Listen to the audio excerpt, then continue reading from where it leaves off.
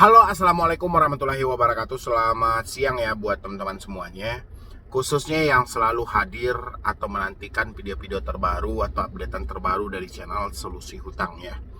Jadi kali ini kita membahas beberapa email yang masuk. Di sini saya perhatikan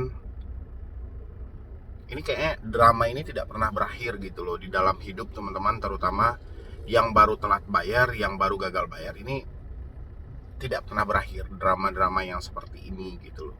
Ya mungkin didasari ketidaktahuan atau mereka yang mengambil satu statement bahwa saya baru pertama sekali telat, gagal, tidak mampu bayar pinjol ya, itu statement Anda.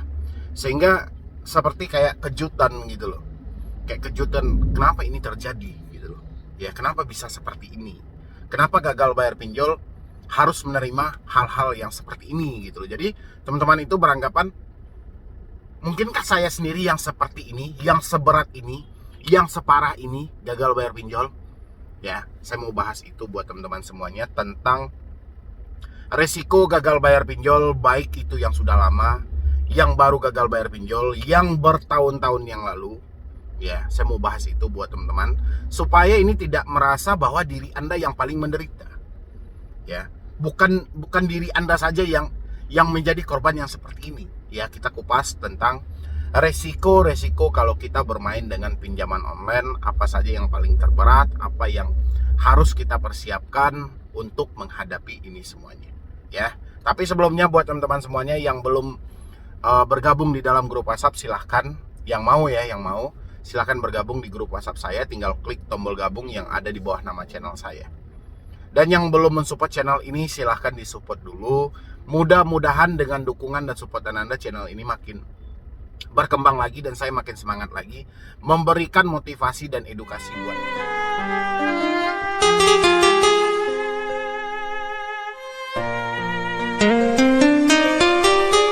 Terima kasih ya buat teman-teman yang sudah mau mensupport dan mendukung, yang mau bergabung di grup WhatsApp, itu sudah ada linknya pun sudah saya sematkan di dalam deskripsi di video ini ya.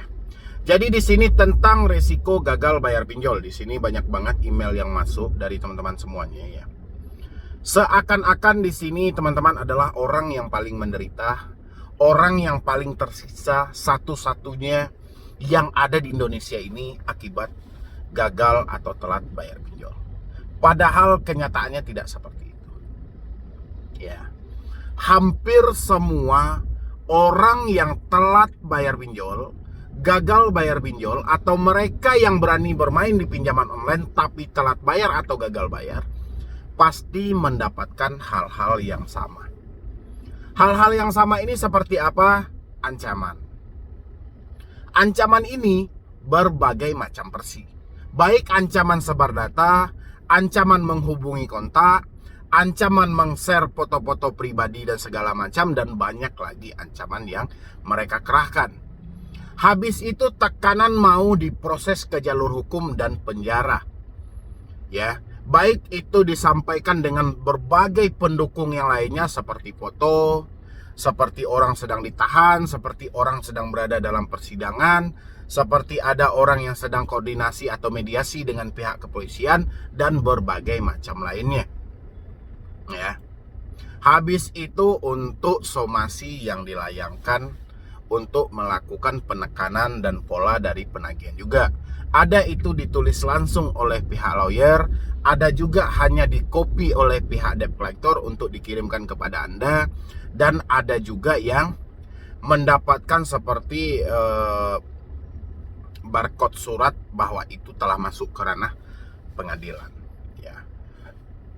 Dari semua hal yang seperti itu bukan Anda sendiri saja yang mendapatkan hal-hal yang seperti yang saya sampaikan tadi. Hampir semua orang yang telat bayar, gagal bayar, diperlakukan seperti itu oleh pihak pinjaman online, baik itu yang legal maupun yang ilegal. Baik itu yang di bawah naungan Otoritas Jasa Keuangan atau Bank Indonesia, baik itu juga di bawah naungan dari Asosiasi Fintech Pendanaan Indonesia. Ya, jadi kesimpulannya, apapun tekanan yang Anda dapatkan hari ini karena ketelat bayaran Anda, ketidakmampuan Anda dalam membayar, semua itu adalah skenario pola penagihan dari debt collector.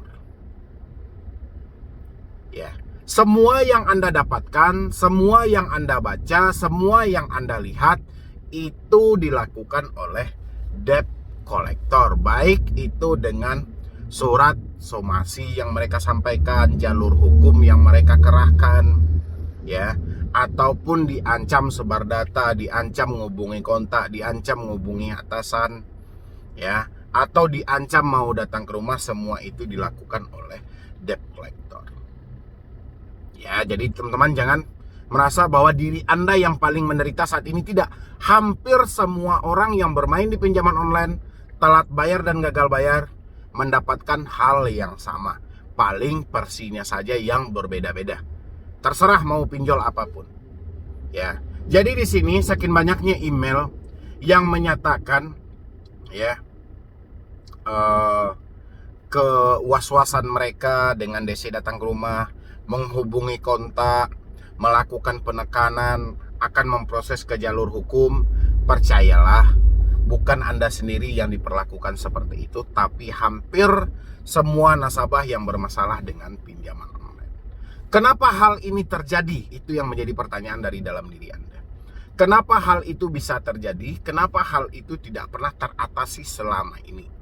Ya, kalau pertanyaan Anda yang menonton seperti itu kepada saya hanya berpikir semua ini terjadi karena selalu dibiarkan oleh otoritas jasa keuangan. Ya. Karena OJK yang kita perhatikan selama ini akan bertindak kalau kasusnya sudah booming. Ya. Kalau beberapa media besar telah mengangkat tema tentang korban pinjaman online, baru ada kita melihat campur tangan dari OJK. Contoh kita ambil dari IPB kemarin. Kita melihat fungsi OJK, kita lihat di situ. Ya, dan di posisi itu kita melihat fungsi OJK. Kalau kasusnya sudah viral. Tapi kalau kasusnya tidak viral, OJK tidak ada fungsi sama sekali. OJK seakan-akan buta, OJK seakan-akan mati. Ya, nggak ada OJK. Tapi kalau kasus viral kayak IPB kemarin, OJK jembatani. OJK bilangin kita fasilitasi antara mahasiswa IPB dengan pihak penyedia layanan, ya, atau pelaku usaha jasa keuangan langsung. Ya, contoh ada 4 aplikasi yang mereka jembatani, kayak Akulaku, Kredivo, S-Pinjam dan SpayLater. Ya, OJK jembatani dalam hal itu. Terus OJK komprehensif fair. OJK bilangin, alhamdulillah dengan adanya kita fasilitasi, bertemulah kesepakatan antara mahasiswa dengan pihak pinjol. Ya, pihak pinjol siap sedia memberikan keringanan terhadap mahasiswa. Ada yang menghapus pokok hutang plus bunga plus denda, ada yang menghapus denda dan bunganya. Ya, logikanya, ini logikanya lagi. Ya, jadi teman-teman jangan bilang ini ada inisiatif dari pihak pinjolnya. Kalau memang ini inisiatif dari pihak pinjol, kenapa selama ini kita yang menegosiasi tidak pernah mendapatkan keringanan? Ya, pihak pinjol pasti akan menepis, kita menegosiasi melalui debt collector. Ya, oke, kita menegosiasi melalui debt collector. Apakah debt collector tidak mempunyai akses sampai ke pihak pinjol? Ya, oke, dia bilang itu pihak ketiga kami, dia tidak punya akses langsung ke pinjol. Oke, dari mana pinjol bekerja sama dengan perusahaan tempat debt collector bekerja? Jadi kejarannya panjang. Ya, di sini bukan soal toleransi dari pihak aplikasi. Di sini ada campur tangan dari OJK. Ya, pinjol itu diberikan fasilitas untuk ada di negara ini karena ada izin dari pihak otoritas jasa keuangan. Sekarang ada satu permasalahan tentang mahasiswa IPB, hadirnya OJK adalah pengaruh besar bagi pihak aplikasi. Ya, aplikasi juga mau tak mau mereka akan mengikuti saran dari OJK. Ya, tapi di balik itu aplikasi juga melompati hal itu. Ya, aplikasi gini, kita berikan toleransi kepada mahasiswa IPB. Ya, dengan begitu kita akan berhasil nanti melirik beberapa media berita yang mau mengangkat tema ini.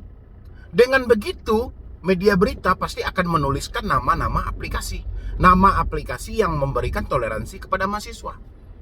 Ya, secara tidak langsung, meskipun mereka melunasi beberapa hutang mahasiswa IPB ini, secara tidak langsung aplikasi juga ikut promo lagi melalui media berita. Ya, sekarang kita masuk ke tema kita lagi, nggak usah kita bilangin soal IPB karena sudah beberapa video yang saya bikinkan tentang resiko gagal bayar pinjol. Kenapa hal ini selalu terjadi? Karena memang kita berkaca dari IPB kemarin itu tidak ada campur tangan dari OJK. Seandainya, seumpamanya, ya, OJK memberikan fasilitas ruang pengaduan, tapi pengaduan ini benar-benar ditanggapi, pengaduan ini benar-benar direspon, pengaduan ini benar-benar dicari tahu kebenarannya, saya yakin tidak ada penekanan sampai detik ini. Ya, saya yakin tidak ada penyebaran data sampai detik ini. Ya, tidak ada penekanan secara hukum sampai detik ini. Ya, bahkan ada yang paling parah, debt collector bisa memberikan pasal untuk seseorang, misalnya 372 atau 378 dalam kasus penipuan, ancaman hukumannya itu sudah melebihi dari kepolisian, sudah melebihi dari pihak jaksa. Kenapa? Kepolisian aja untuk menentukan seseorang terkena dari delik pasal tersebut harus melakukan penyelidikan terlebih dahulu.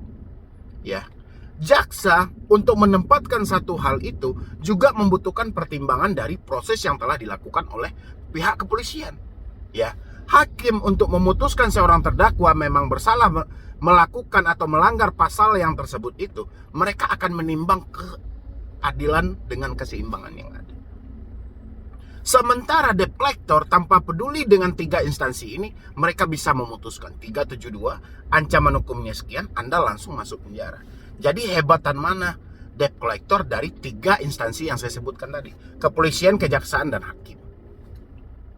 Ya, hebatan debt collector. Ya, ini akibat apa? Selama ini dibiarkan debt collector mempermainkan pasal untuk melakukan penekanan terhadap masyarakat. Ya, karena memang tidak ada efek jera bagi mereka mempermainkan pasal seenaknya. Apalagi yang mereka hantam ini adalah orang-orang yang awam banget dalam hal ini. Ya, orang-orang yang dibaluti dengan rasa takut, orang-orang yang diselimuti dengan rasa kecemasan tanpa ada logika dalam pemikiran mereka.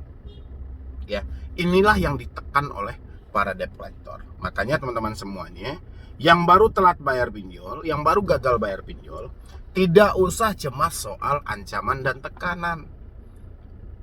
Ya, semalam saya live juga seperti itu, saya sampaikan, hati-hati. Banyak memang orang-orang mengedukasi di YouTube, tapi tidak semua penyakit obatnya sama. Ya, tidak semua gagal bayar pinjol solusinya satu arah. Dia akan berbeda-beda versi. Anda harus sesuaikan. Anda melihat di konten kreator mana, di edukasi mana, sesuai nggak dengan logika Anda. Kalau nggak sesuai, cukup Anda menjadi viewer yang terbaik aja. Ya, tapi kalau sesuai, pergunakanlah. Ya, ini buat teman-teman semuanya. Karena saya perhatikan, saking banyaknya Anda di sini, Anda masuk grup, di sini Anda masuk grup, di sini Anda lihat konten, di sini Anda lihat konten, habis itu Anda perbandingkan dengan saya. Ya, contoh yang terjadi tadi malam, dia bilangin, "Bang, kalau saya tidak ngangkat telepon, tidak balas WhatsApp dari DC, si DC-nya langsung datang ke rumah." Woi, Anda mau ada handphone, mau nggak ada handphone, yang penting data asli Anda kasih. Si DC kalau dikerahkan oleh pihak pinjol tetap juga datang. Nggak ada hubungannya dengan Anda ngangkat telepon atau balas WA. Ya, ya kalau kita balas WA atau telepon kan itu udah berkomunikasi, Bang. Itu ilmu akal aja. Ya, itu ilmu akal mengkait-kaitkan, padahal faktanya tidak seperti itu. Ya, yang jelas tidak ada yang perlu Anda takutkan soal gagal bayar pinjol. Jadi resikonya itu semuanya itu sama. Ya, Anda ada yang mengalami ditekan, disebar data, semuanya juga akan mengalami hal itu. Ya, versinya berbeda-beda. Yang jelas konsepnya, debt collector itu cuma tukang tagih. Jadi segala ucapan mereka, mau proses Anda ke jalur hukum, mau datang ke rumah, mau sebarkan data, semuanya ingin melakukan penagihan. Ya, bukan faktanya ingin dengan mereka nyebar data, untungnya bagi mereka apa? Nggak ada. Palingan mereka itu dengan menyebarkan data membikin Anda panik. Begitu Anda panik, Anda pasti akan mencarikan talangan dana. Itu aja tujuan mereka. Ya, sekarang Anda dapat nggak di mana kesalahan itu terjadi? Ya, makanya kurangi kepanikan Anda supaya tidak terjadi gali lubang tutup lubang. Ya. Belum lagi itu jasa-jasa yang di luar itu, jasa joki ini segala macam. Itu semuanya penipuan semua. Mereka mengharap Anda itu menjadi ladang usaha mereka. Ya, mudah-mudahan ini bisa dipahami oleh teman-teman semuanya, terutama yang baru telat bayar, yang baru gagal bayar. Anda yang baru gagal bayar hari ini dengan orang yang gagal bayar 3 tahun yang lalu semuanya sama. Nggak ada yang beda. Ya, yang penting kendalikan pemikiran Anda. Resikonya juga sama semuanya. Kalau kita bermain dengan pinjol, semuanya pasti kita alami. Ya, tekanan, sebar data, ancaman jalur hukum, ancaman jalur datang ke rumah, ancaman mengambil barang-barang, ancaman di blacklist, ancaman diproses ke jalur perdata, ancaman di penjara. Semuanya kita lalui. Ya, tapi didasari semua itu adalah pola dari sebuah debt collector yang ingin melakukan penagihan, karena setiap tagihan yang mereka dapatkan adalah bonus bagi mereka. Ya, mudah-mudahan teman-teman paham, mudah-mudahan teman-teman lebih selektif lagi buat kedepannya, mana yang pantas untuk kita takuti dan mana yang tidak. Ya, mungkin dari saya cuma itu aja. Mudah-mudahan ini membantu, bisa bermanfaat buat teman-teman semuanya, terutama yang gagal bayar dan telat bayar. Tidak ada lagi yang ketakutan. Jadi sekian dulu dari saya, Mendy Brony.